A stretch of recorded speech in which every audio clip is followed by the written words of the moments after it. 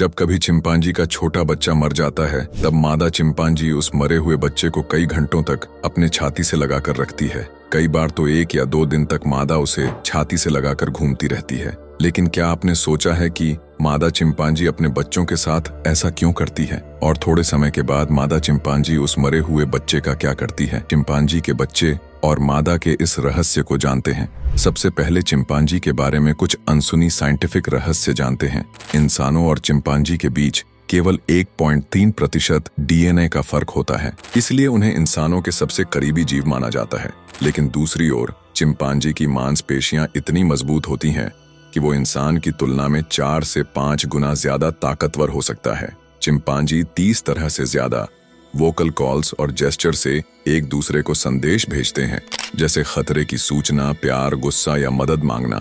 वैज्ञानिकों ने पाया है कि कुछ चिंपांजी पहले से ही पत्थर इकट्ठा करते हैं ताकि गुस्सा आने पर उन्हें फेंक सके, यानी कि चिंपांजी में प्री प्लानिंग कैपेबिलिटी भी होती है। कभी कभी चिंपांजी पत्थर से फल तोड़ते हैं और लकड़ी से निकालकर दीमक खाते हैं। ऐसी स्किल मादा चिंपांजी से बच्चों को सिखाई जाती है। दूसरी ओर चिंपांजी अपने चेहरे को शीशे में पहचान लेते हैं। इसका मतलब है कि मैं कौन हूँ इसका बोध होता है। यह क्षमता बहुत कम जानवर में देखने को मिलती है।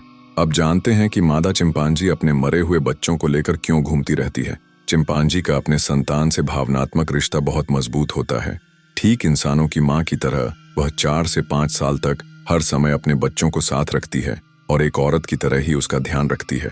ऐसे में जब बच्चा मर जाता है तो मानसिक रूप से अस्वीकार की स्थिति में आ जाती है और उस मरे हुए बच्चे को छोड़ नहीं पाती है।